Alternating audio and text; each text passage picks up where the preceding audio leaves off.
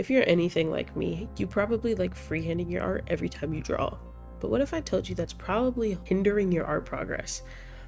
Here's why using references is so important for improving your art, and by the end of this, you'll even know how to find an actual good reference. Let's get into it. You open up your favorite drawing program, ready to draw. But the second you start drawing, things quickly begin to not look right.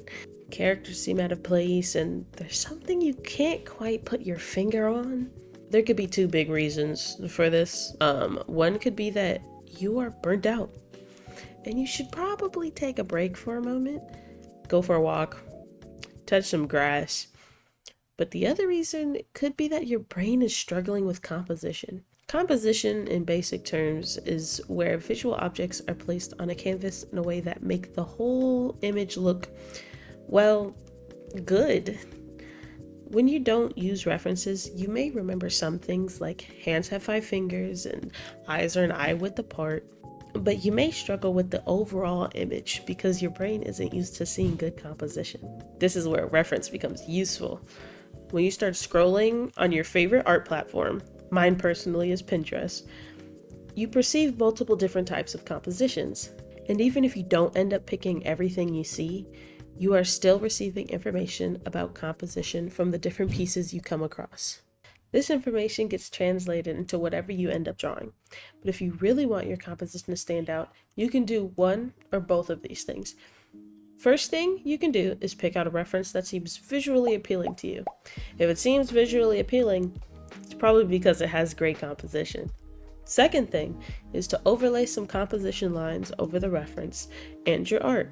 This will make the composition of your work pop even more and improve the composition in your work over time. There's something even I struggle with getting a good grasp on, and it's most likely because references are my enemy. Like, I just want to draw, but no, if I want it to look good, I have to spend an hour on Pinterest first. This thing that I struggle with is mostly referred to as color theory. Color theory is basically about how the different colors on the color wheel interact with each other and which combinations look the best. Catch on to that last part? Which combinations look the best? Yeah, it's a perception thing, which means the only way to learn how to do it is to perceive. Scroll on Pinterest and look at what stands out to you. When it comes to colors, everyone has their own taste, really. Some people prefer a more dark, muted palette. Some people like vibrant and bright colors. Others prefer a good contrast between the two. Let me explain how to learn color theory by using a reference so your art doesn't end up looking like a failed science project. First, open your favorite art app and scroll. Pinterest is best for this because you can endlessly click through similar images. Stop when something stands out to you. Focus on where your eyes gravitated first, and note in your head why. Is it the line work, the color, both perhaps? Then, guide your eyes outward and look at what you didn't focus on immediately. What caught your eye second, third, or last?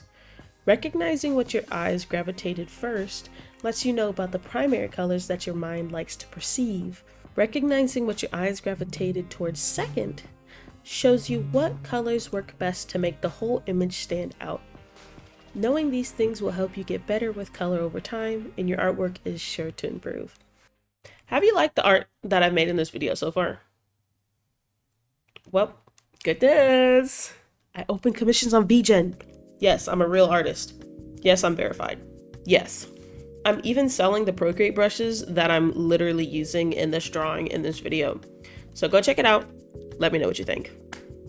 Anyway, I have been drawing for over 10 years now, and I've not only struggled with this next thing myself, okay, but I've noticed this massive problem within the community. I've seen countless artists get burnt out because of it, but worst of all, I've seen artists get bullied and harassed off platforms because of this. It's your personal art style. I remember when I was an avid TikTok user, I would constantly see people making fun of young artists because their art style was underdeveloped, causing them to private or delete their accounts.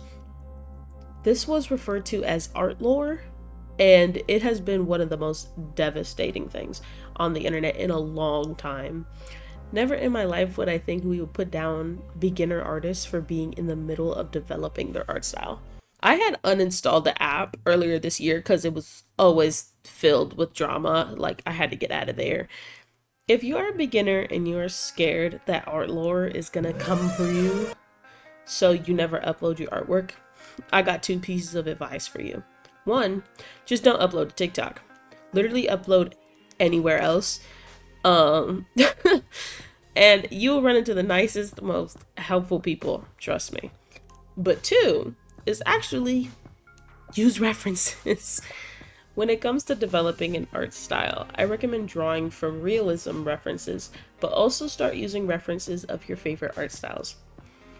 When you draw with a realistic reference, you get a good sense of proportion and perspective.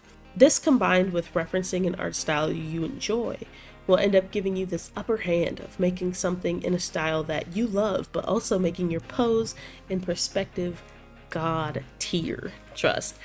I'm actually going to give you a challenge. Make 7 full drawings this week using 1 realistic reference and 1 stylistic reference.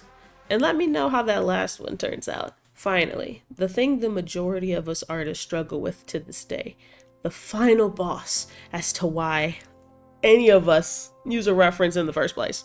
Why do we turn to references? Okay, the common enemy amongst us all is anatomy. Anatomy. That's the final boss of art. Literally, it was such a meme about how people literally could not draw hands for the longest time until AI came around talking about oh my god, we're so much better than you. And then artists were like, they locked in heavy. You may see some art gods who can freehand a body like a ninja, and you may begin to question why the hell you are even trying to draw anything to begin with. Well, I got news for you, buddy. Those artists probably have a reference right next to them that you just can't see because it's off screen. Okay, either that or they're like a 40-year-old artist who have been treating art like a lifelong training session, trying to become the art Bruce Lee or something. Don't let those freaks deter you from the goal, okay? You just want to draw. We all just want to draw, okay? Don't get carried away trying to be the best, be a ninja, unless you want to. Be the Bruce Lee artist. You go for that. You do that. But for the rest of us, we're just looking to be good. Okay, we just want to understand how to do anatomy, and the best way is just use a reference. When you're looking to improve your anatomy, use clear and realistic references. Those well photographed ones. Not only will it greatly improve your anatomy, but you can learn a lot about lighting and how it reflects on the human body when you see a well photographed reference. Stay away from AI art, please. Oh my god. Last pro tip of the day, do not use AI art for references, please. Okay, they're not helpful and they could completely ruin your art. All right, just don't do it. Don't do it. I sure hope this will convince you to take the extra time to find references when you are learning to draw. Okay, don't just try to wing everything. All right, it's a learning process. Whip out the reference, and then you can get to work. All right, maybe I'll even start using references. I'll see y'all around. Buzz.